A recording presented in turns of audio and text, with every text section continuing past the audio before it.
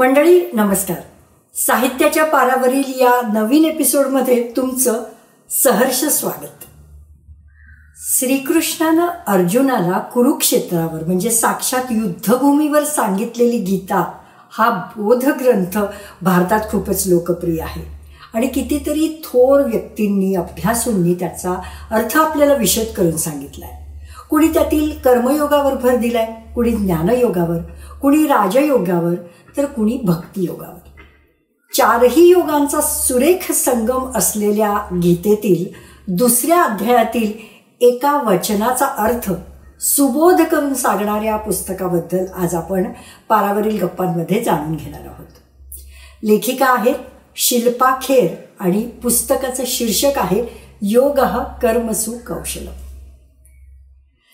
आपलं संपूर्ण जीवन आदिवासींसाठी समर्पण करणारं, आपला स्वधर्म ओळखून स्वेच्छेनं निवडलेलं कर्म अतिशय कौशल्यानं करणारं महाराष्ट्राचं लाडकं जोडपं श्वाइत्झर couple of India doctor Prakash Amte आणि डॉक्टर मंदाकिनी आमटे यांच्या जीवनावरील एक अतिशय तरल प्रेम कहाणी कादंबरी स्वरूपात वाचकांसमोर सादर करणाऱ्या लेखिका डॉक्टर राजश्री पाटील यांचं आणि चांदणे उन्हात हसले हे आजचं पारावरचं दुसरं पुस्तक.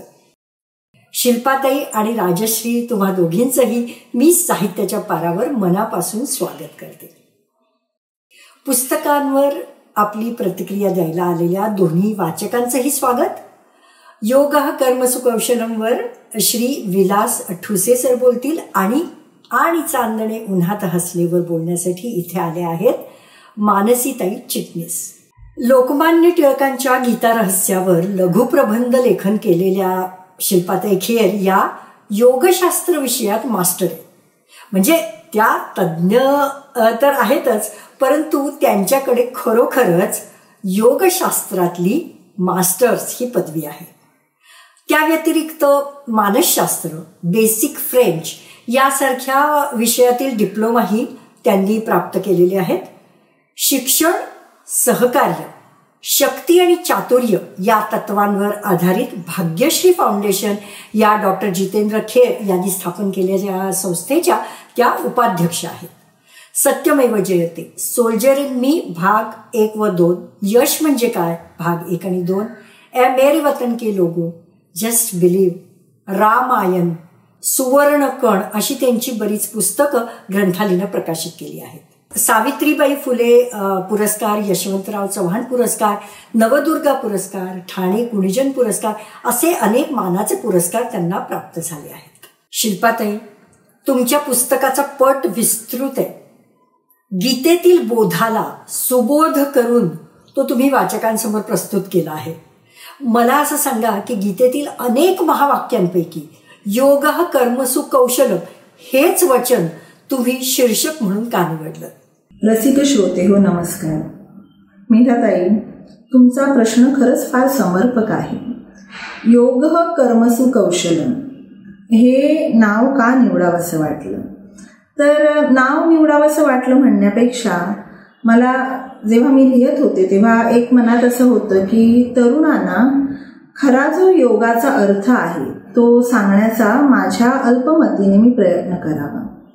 याचं कारण हे होतं की आज आपण योग या विषयाकडे एका वेगळ्या दृष्टीने बघतो की फिटनेससाठी किंवा काही आजारपणं असतील तर ती दूर करण्यासाठी. अर्थातच ही गोष्ट देखील आवश्यक आहे. असं नाही की आपण फिटनेससाठी किंवा आरोग्यासाठी योगाकडे बघू नये, परंतु योगाचा जो खरा अर्थ आहे तो फार वेगळा आहे आणि भारतीय संस्कृतीचा तो एक अविभाज्य भाग आहे योग, ज्याच्यावर भारतीय संस्कृती पूर्णपणे उभी राहिलेली आहे. तर ह्याचा जो मूळ अर्थ आहे तो तरुणांना कळावा यासाठी हे नाव मला द्यावंसं वाटलं. गीतेतील सुप्रसिद्ध वाक्य आहे, जसं आपण म्हणालात कृष्ण अर्जुनाला मार्गदर्शन करतो तेव्हा त्यांनी हे वाक्य वापरलेलं आहे की आपली कर्म कशा प्रकारे करावीत हे योग सांगतं. कर्म म्हणजे काय तर प्रत्येक गोष्ट ही कर्म आहे. कोणताही मनुष्य कर्म केल्या वाचून एक क्षणभर देखील राहू शकत नाही. आपण जन्मल्यापासून अगदी जे पहिलं बाळ रडतं, हातपाय हलवतं, तिथपासून जी कर्म सुरू होतात, ते बोलणं, चालणं, विचार करणं, इथपासून ते जेवणं, कुठलीही गोष्ट मनुष्याने जन्म घेतला की त्याला कर्म करणं हे म्हणजे टाळता येण्यासारखं नाही आहे. कर्म करणं हे आवश्यक आहे. मग ती कर्म कौशल्याने कशा प्रकारे करावीत, कौशल्याने का करावीत, ही पहिली गोष्ट म्हणजे आपलं जीवन यशस्वी होण्यासाठी, समृद्ध होण्यासाठी हे प्रत्येक कर्म जे आपण करतो ते कौशल्याने करणं आवश्यक आहे. आणि ते योग आपल्याला सांगतं की ती कशा प्रकारे करावी. हे मार्गदर्शन श्रीकृष्णाने अर्जुनाला केलेलं आहे. यासाठी हे नाव मला निवडावंसं वाटलं. शिल्पाताई, तुम्ही तरुणांशी केलेला हा संवाद खूपच अर्थपूर्ण आहे. हे योगा कर्मसु कौशलम वाचताना वाचकांच्या नक्कीच लक्षात येईल. पेशानं डॉक्टर असलेली कवी हृदयाची लेखिका डॉक्टर राजश्री ही एक संवेदनशील व्यक्ती आहे. परानुभव उत्कटतेनं जगण्याची सहवेदना तिच्यात आहे.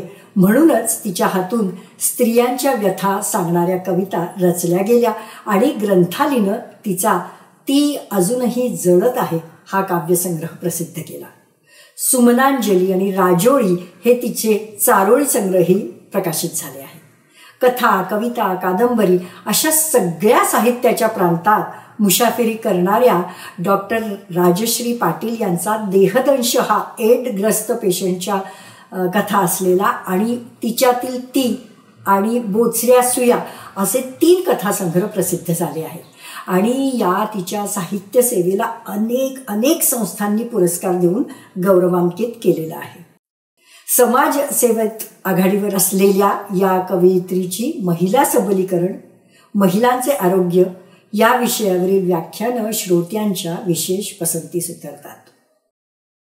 राजश्री, प्रथम मला असं सांग की Prakash Amte the real hero हा सिनेमा, प्रकाश वाटा हे पुस्तक आणि नेगल या पुस्तकांमधून आमटे दाम्पत्याची ओळख सगळ्या महाराष्ट्राला झाली असताना या पुस्तकात तू वेगळं असं काय मांडलं आहेस? नमस्कार. सर्वात प्रथम ग्रंथाली आणि ग्रंथालीची सहसंपादिका मेधालकरी हिचे मी मनापासून आभार मानते. आज ग्रंथालीच्या पारावरच्या गप्पा मांडण्यासाठी मला आमंत्रित केलात त्याबद्दल मनापासून दिलसे आभार. इतर पुस्तक किंवा आजपर्यंत उपलब्ध असलेल्या साहित्यापेक्षा वेगळं म्हटलं तर त्या दोघांच्या कामापेक्षा त्या दोघांच्यामधली जी काही केमिस्ट्री आहे, त्या दोघांच्यामधला जो अनुबंध आहे, प्रेम आहे, बॉन्डिंग आहे, हे एक वेगळेपण या पुस्तकाचं आहे. आणि दुसरं असं म्हणता येईल की दादांना कॅन्सर डिटेक्ट झाला आणि ते दिनानाथमध्ये ॲडमिट होते. हे आजपर्यंत कुठेही न आलेले त्यांचे जे काही त्या दोघांचं त्यावेळेचं भावविश्व, भावनिक आंदोलनं आणि किती कठीण प्रसंगांना त्यांना सामोरं जावं लागलं आणि अगदी जीव घेण्या प्रसंगातून दादा कसे बाहेर पडले आणि त्यावेळची ताईची समर्पक साथ. याशिवाय त्या दोघांचे लव्ह स्टोरी आहे, लव्ह मॅरेज आहे माहीत आहे, परंतु त्यांचं कॉलेज जीवनात हळूवार फुललेलं असं जे काही प्रेम आहे, त्यांचा आनंदवनातील एक अतिशय अनोखा असा जो काही विवाह आहे, त्यांनी निवडलेलं ठिकाण हनीमूनसाठी हेमलकासा म्हणजे जिथं ते कार्य करणार होते ते एक वेगळाच प्रकरण आहे पूर्णतः.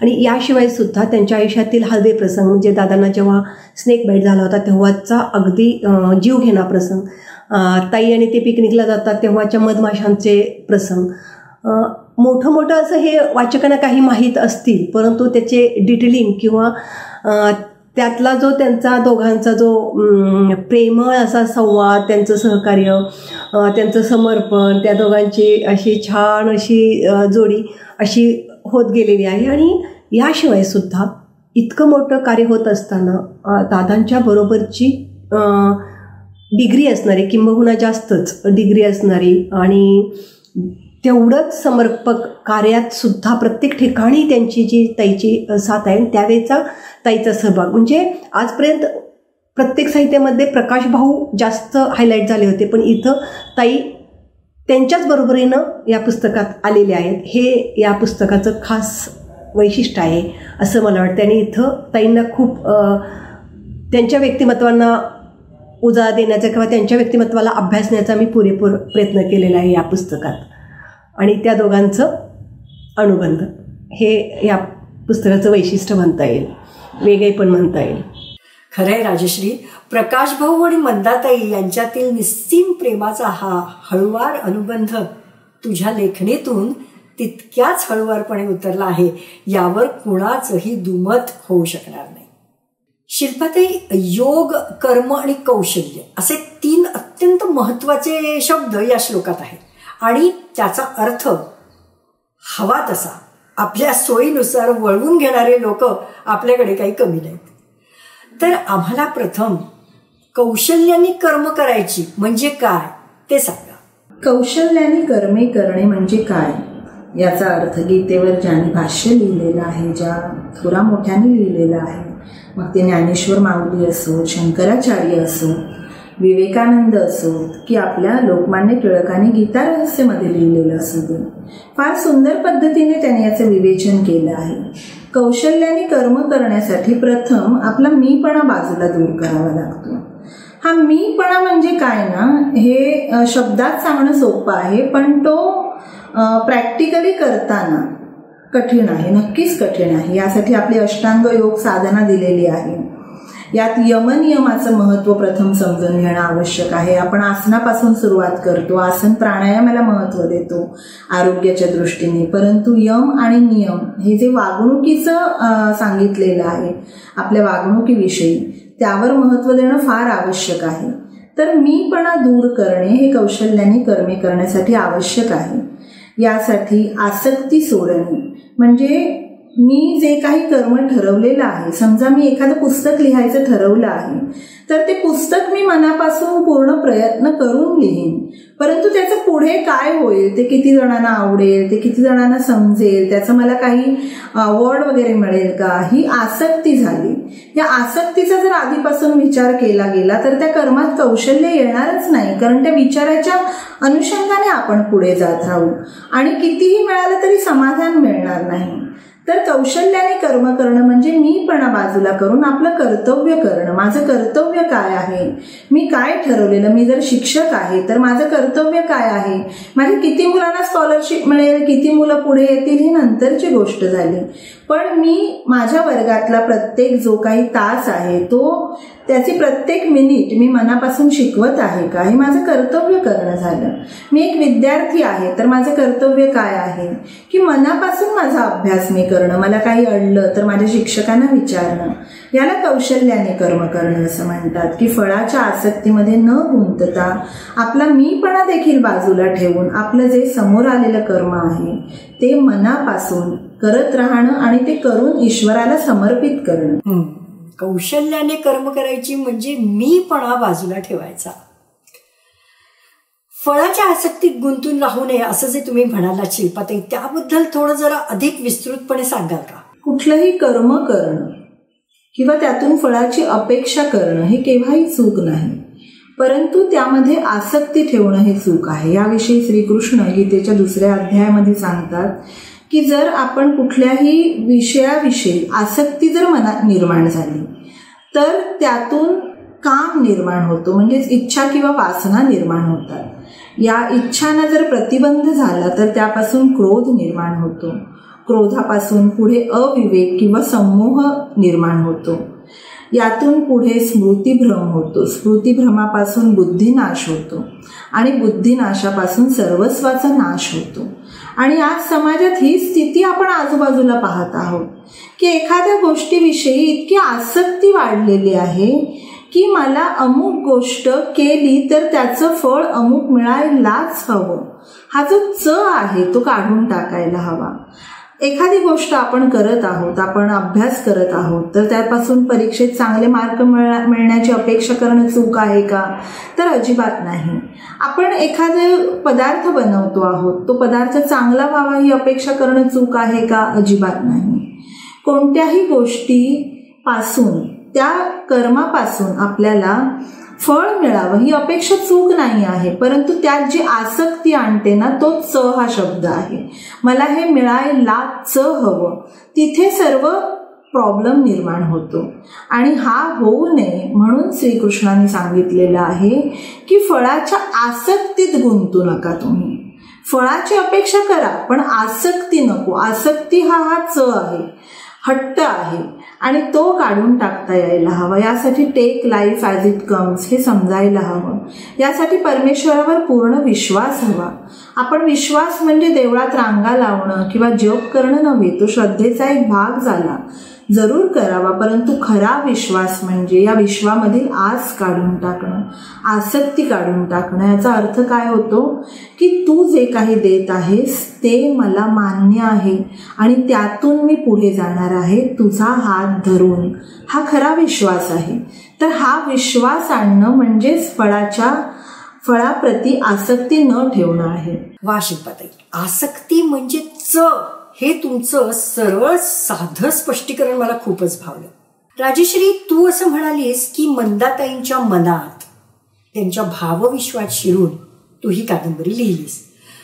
तर त्या अथांग सागरासारख्या खोल मनात डुबकी मारल्यानंतर तुझ्या हाती कोणते मोती लागले ते जरा आम्हाला सांग ना. खरं तर मंदाताई ज्या आहेत ना त्या खूप अबोल आहेत, खूप कमी बोलतात. तुम्हाला सगळीकडे कधीही अभ्यास करा, ते कार्यक्रमाला वगैरे गेल्यानंतर दादाच बोलतात.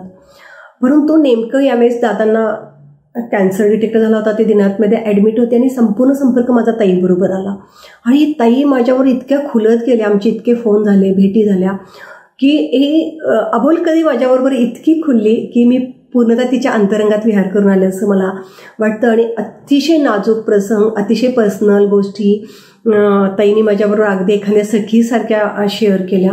आणि त्यांच्या सानिध्यात आपण जेव्हा जातो ना तेव्हा लक्षात येतं की मूर्ती लहान आणि कीर्ती महान म्हणतात, त्याचं अक्षरशः ज्वलंत उदाहरण म्हणजे ताई आहे.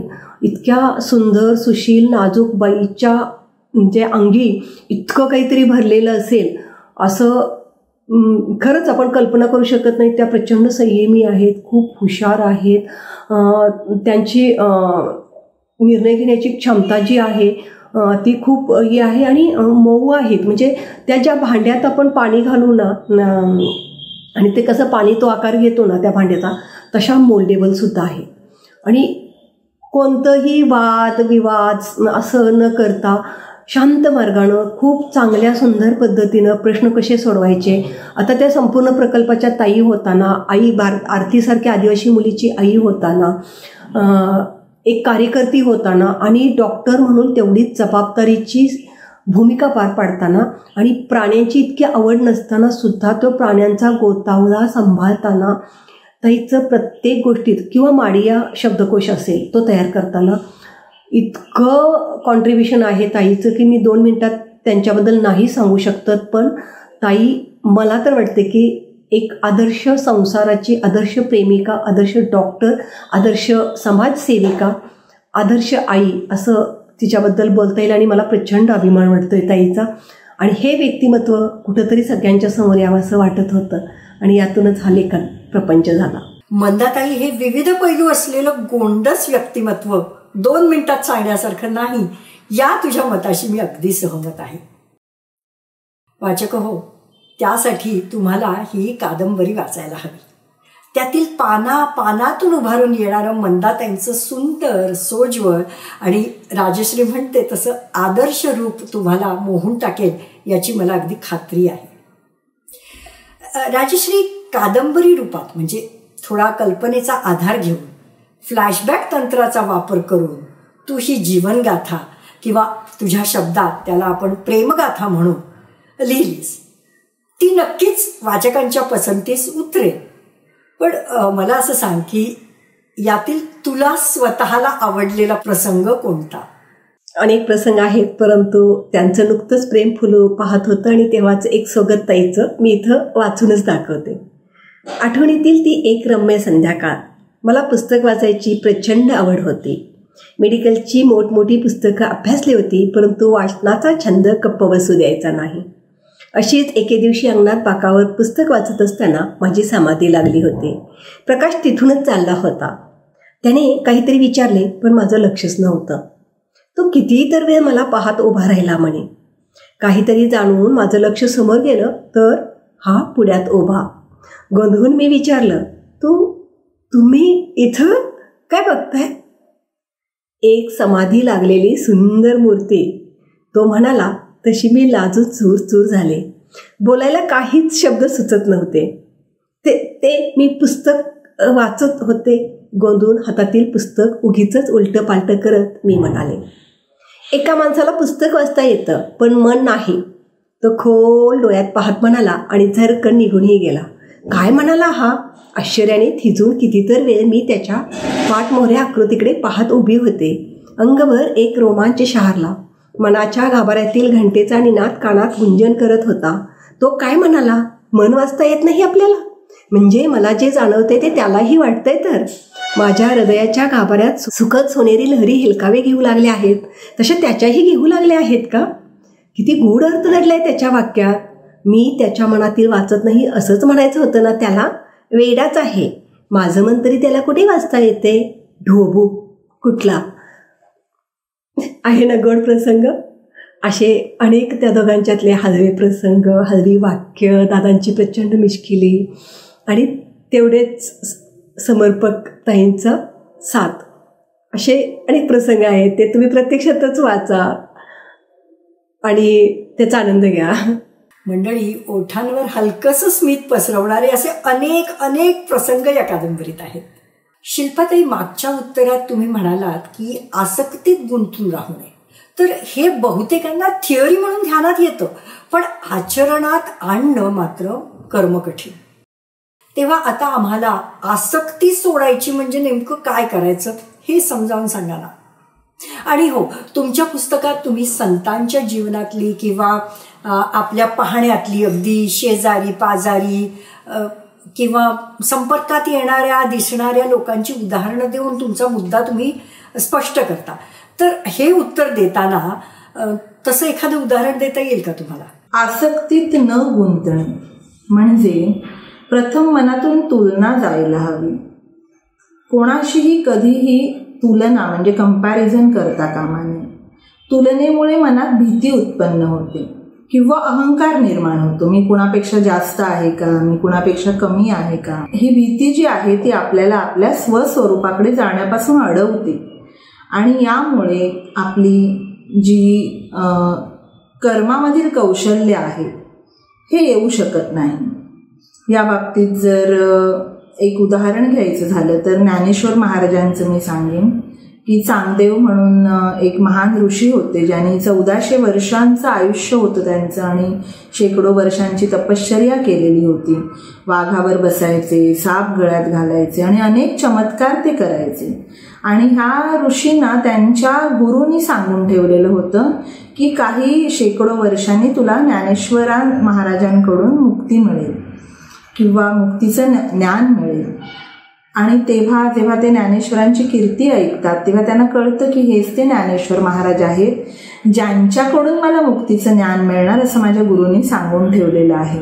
आणि ते त्यांना पत्र लिहितात तेव्हा कुठेतरी ती तुलना येते मनात की काय लिहू मी. त्यांना तीर्थरूप म्हणावं तर ते वयाने फार लहान आहेत आणि चिरंजीव म्हणावं तर ते अध्यात्मदृष्टीने फार मोठे आहेत.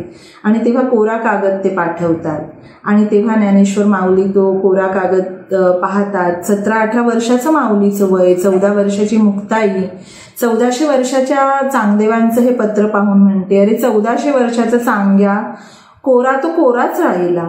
आणि ह्यातून हे कळतं की आसक्ती सोडल्याशिवाय आपण कोरे राहून जातो. जे खरं ज्ञान आहे ते आपल्याकडे येत नाही. आणि खरं ज्ञान म्हणजे कुठल्याही अपेक्षेशिवाय कर्म करत राहणे, जे ज्ञानेश्वर महाराजांनी केलं. म्हणूनच वयाच्या 21व्या वर्षी ते सुखाने समाधी घेऊ शकते की आता माझं कार्य पूर्ण झालेलं आहे. ते शिवाजी महाराजांनी केलं की राज्य व्हावे ही श्रींची इच्छा, पूर्ण श्रेय हे परमेश्वराला त्याने दिलं. जो परमेश्वराला श्रेय देऊन आपलं कर्म करीत राहतो त्याची आसक्ती आपोआप सुटत जाते. मंडळी, गेली कित्येक वर्ष समाजसेवेत झोकून घेतलेले विलास ठुसे हे आता शिल्पा खेर यांच्या योग कर्मसु कौशलम या पुस्तकावर आपली प्रतिक्रिया देतील. सौ शिल्पा गिरकुंद्र खेर यांचे योग कर्मसु कौशलम हे अतिशय वाचनीय पुस्तक आहे. ह्यापूर्वी सुद्धा शिल्पा खेर यांनी बरीच पुस्तकं लिहिलेली आहेत आणि ह्या पुस्तकांचा जो उद्देश आहे लिहिण्याचा त्याच्यामध्ये समाजामध्ये काहीतरी चांगलं घडावं आणि समाजाला काहीतरी आपण चांगलं देणं द्यावं साहित्याच्या माध्यमातून, हा त्यांचा एक मोठा उद्देश होता. आता पुस्तक का आवडलं तर पुस्तकामध्ये ना अतिशय चांगल्या अशा गोष्टी त्यांनी दिलेल्या आहेत की कर्म म्हणजे काय आहे, नंतर करताना आपण कुठल्याही फळाची अपेक्षा धरायची नाही. परंतु न्यायमूर्ती श्रीकृष्ण यांनी सांगितलंय की असं नाहीये, तुम्ही कर्म करताना फळाची अपेक्षा ठेवा, परंतु हे फळ लगेच मिळेल अशी अपेक्षा ठेवू नका.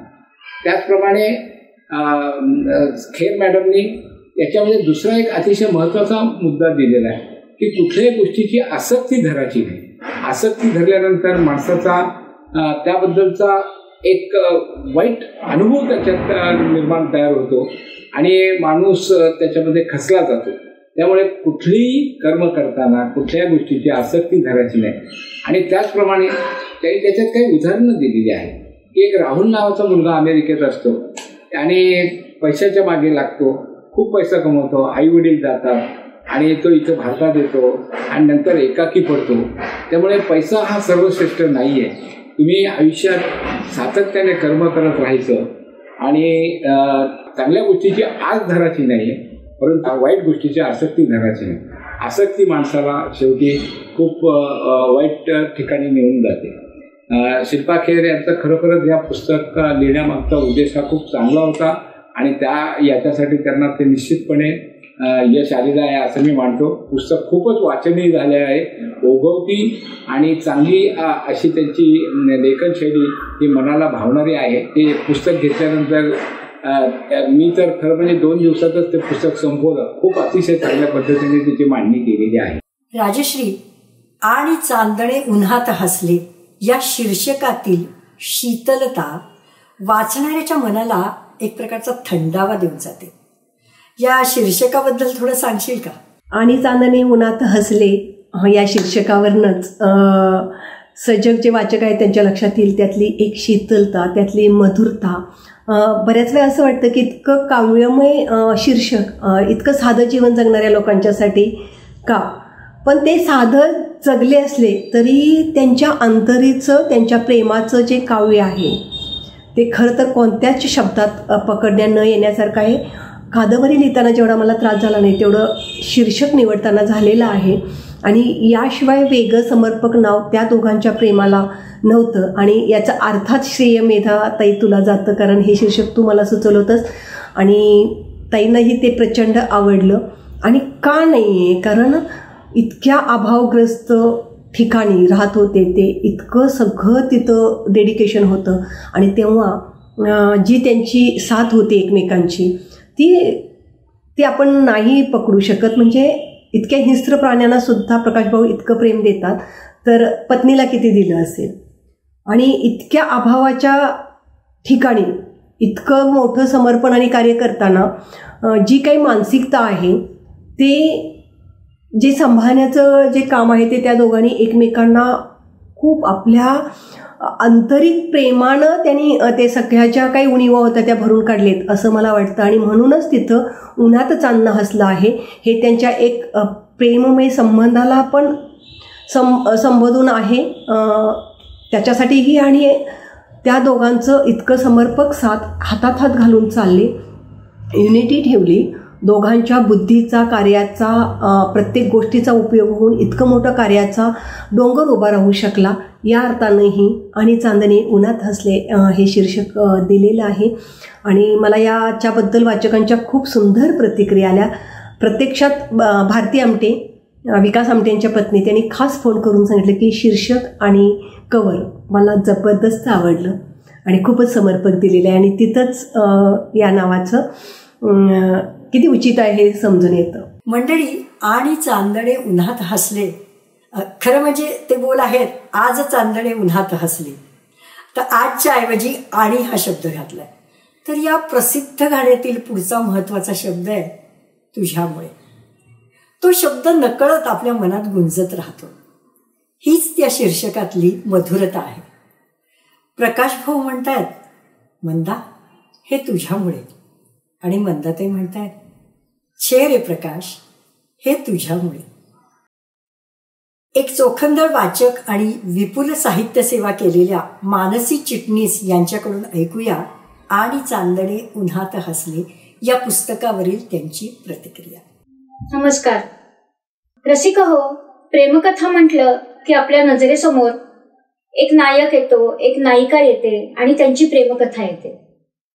पण आणि चांदणे उन्हात हसले ही प्रेमकथा वाचताना त्या सगळ्या समजुतींना फाटा मिळतो.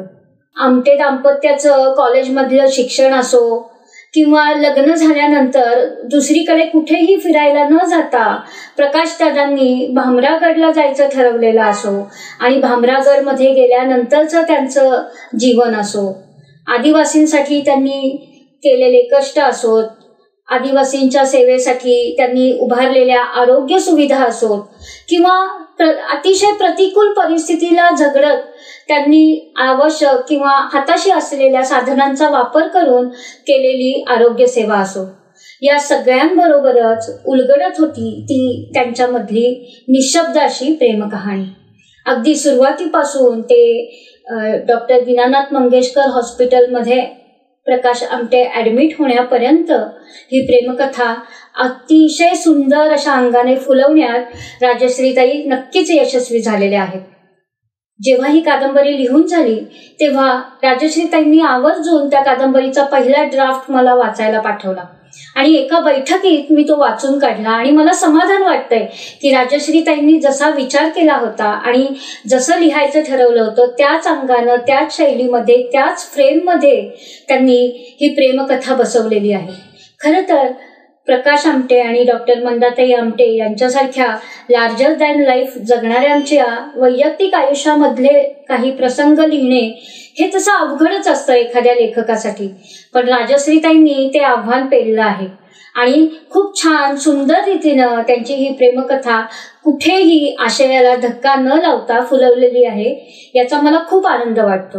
राजश्रीताईंना या उन्हात हसलेल्या चांदण्यासाठी खूप खूप शुभेच्छा आणि असंच दर्जेदार आणि ताकदीचं लिखाण त्यांच्याकडून होत राहो हीच सदिच्छा. मंडळी, आजच्या या पारावरील गप्पा ऐकून तुम्हाला ही दोन्ही पुस्तकं वाचण्याची जबरदस्त इच्छा झाली आहे ना?